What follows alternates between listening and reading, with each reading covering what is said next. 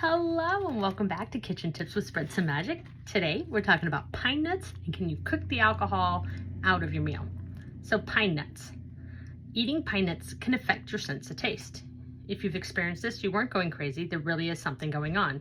A mysterious phenomenon occurs when people eat pine nuts on their own or in a dish such as pesto. I don't use mine in my pesto. Their sense of taste is temporarily altered, causing most food and drink, including water, to taste bitter or metallic. The nuts themselves taste fine. The condition emerges hours or even days after ingestion and can linger for as long as 2 weeks. Doctors have labeled this condition pine mouth, and while it is clearly linked to consumption of pine nuts, its underlying explanation remains a mystery. One theory is that the reaction stems from rancid nuts. The most recent hypothesis suggests that the new types of pine nuts introduced to the marketplace from China may be to blame. According to newspaper reports, Swiss researchers found that at least 2 Chinese species for sale that had never previously been used for human consumption, which might explain the rising prevalence of pine mouth.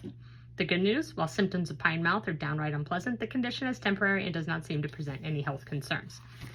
Never heard of that. I rarely eat them or use them, but I don't know. I guess see where they're sourced from? All our food is supposed to have labels about where it comes from. So we'll see. But tell me, have you ever experienced pine mouth? And the other, cooking will completely evaporate any alcohol you add to a recipe. Though it is possible to cook off the majority of alcohol, traces will always remain.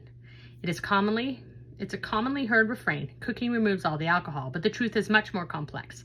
When alcohol and water mix, they form a solution called an azeotrope, a mixture of 2 different liquids that behave as if it were a single compound.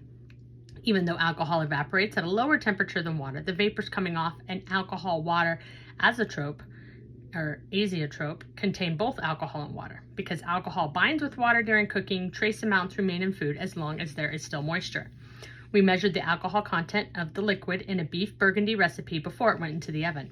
Every hour, we sampled the liquid to measure the alcohol concentration, and every time it had dropped, but not as much as might be expected. After 3 hours of stewing, the alcohol concentration of the stew liquid had decreased by just 60%. A major reason for the retention of alcohol in this dish is the use of a lid. If the surface of the liquid is not ventilated, alcohol vapor will accumulate, reducing further evaporation. One way to quickly reduce the amount of alcohol in liquid is to ignite the vapors that lie above the pan, the technique known as flambeing. But the degree to which a flambe will burn off alcohol depends on the temperature of the liquid underneath. In our test, brandy ignited over high heat retained 29% of its original alcohol concentration, while brandy flamed in a cold pan held 57%. And the size of the pan matters. Thanks for joining me.